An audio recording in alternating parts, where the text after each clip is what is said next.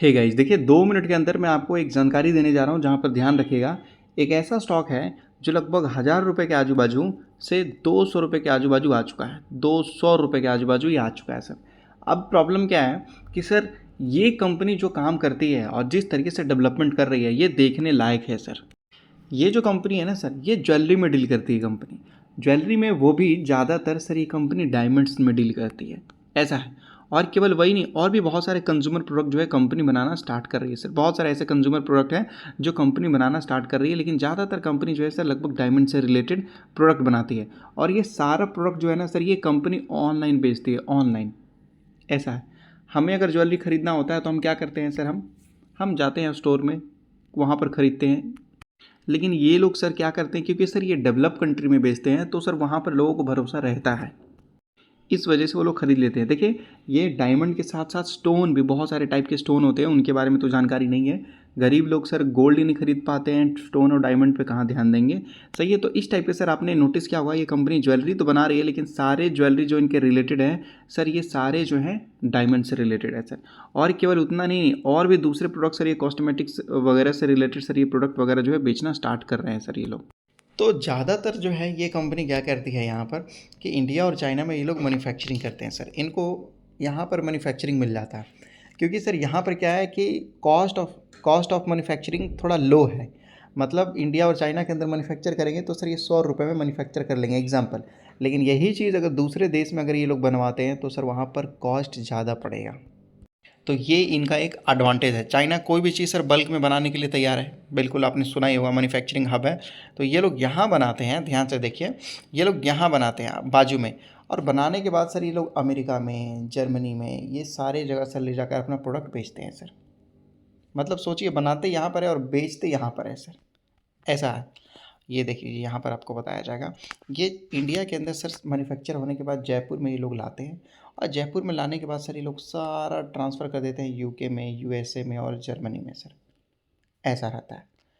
तो अभी होगा क्या, अभी सपोज़ मान लीजिए सर कि अगर टैरिफ लगा दिया अमेरिका ने, तो सर टैरिफ लगा दिया तो सर ये तो अमेरिका में बेच नहीं पाएंगे, बहुत महंगा हो जाएगा सर, टैरिफ लगने के कारण।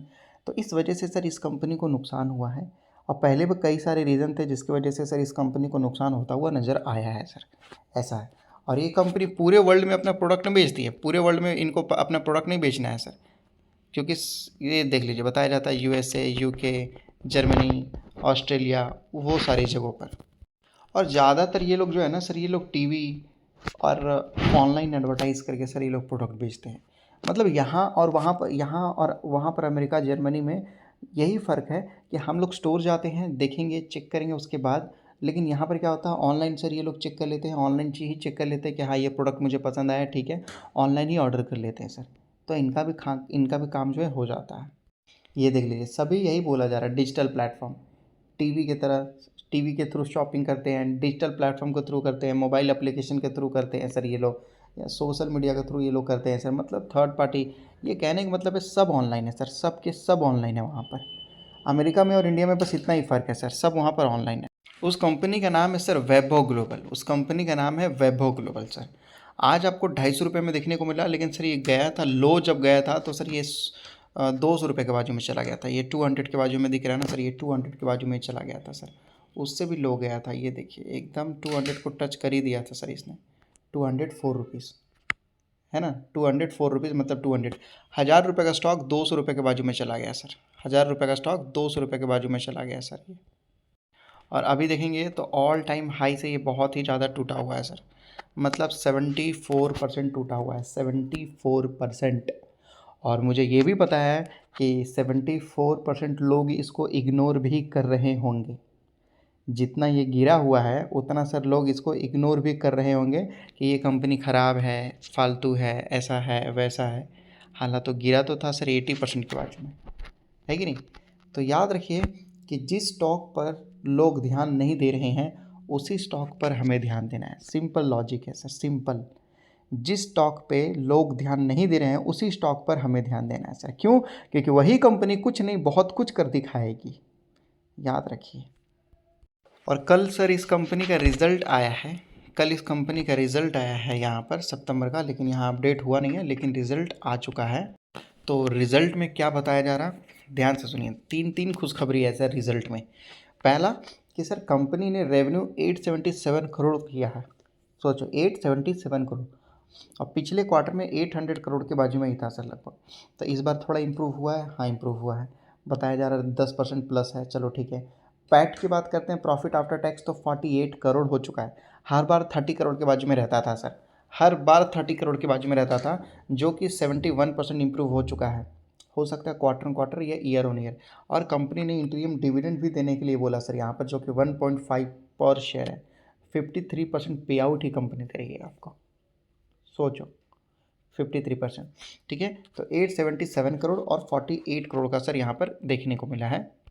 अब यहाँ देखिए, हम सितंबर का रिजल्ट देखें तो सितंबर में सर लगभग यहाँ देख सकते हो 800 करोड़ को टच कर रहा था, और वहाँ पर कितना उन्होंने किया है, 877 करोड़ सर। तो 877 करोड़ का सेल्स पिछले क्वार्टर से अच्छा है, सॉरी पिछले साल के क्वार्टर से अच्छा, और लगभग पिछले क्वार्टर से भी अच्छा है सर, इम्प्रूव हुआ है, हाँ इम्प्रूव हुआ है। अब अगर आप जाकर देखेंगे उनके नेट प्रॉफिट को, तो सर नेट प्रॉफिट यहाँ पर कितना देखने को मिला, 28 करोड़, 28 करोड़ पिछले साल, और अभी 38 करोड़ लास्ट क्वार्टर में। लेकिन अभी कंपनी ने जो प्रॉफिट किया है वो सर 54 करोड़ के आजू बाजू है, माफ़ कीजिएगा 48 करोड़ के आजू बाजू है, 48 करोड़।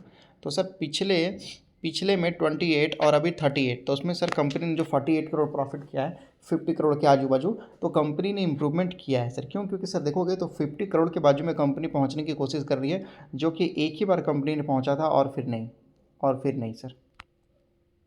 और कंपनी अच्छा खासा डिविडेंड पे आउट भी दे रही है सर, बिल्कुल 53% सर जो है कंपनी पे आउट दे रही है, 53%। आइए चेक करते हैं यहाँ पर, पिछले साल नहीं था सर 53%, पिछले साल केवल 16% था। तो 53% कंपनी तभी पे आउट देती है जब कंपनी स्ट्रांग रहती है सर। देख लीजिए पिछले 2 साल इस कंपनी ने दिया था 50% से ऊपर, तो वो कौन सा साल था सर, वो 2022-23 था। और अभी 2024 में कंपनी ने, 2025 में कंपनी ने कुछ खास पे आउट नहीं दिया। इस बार कंपनी हेवी डिविडेंड भी दे रही है सर। तो ये एक तरीके से रिज़ल्ट कंपनी का इम्प्रूव हुआ है सर, बेकार नहीं है, रिज़ल्ट अच्छा है।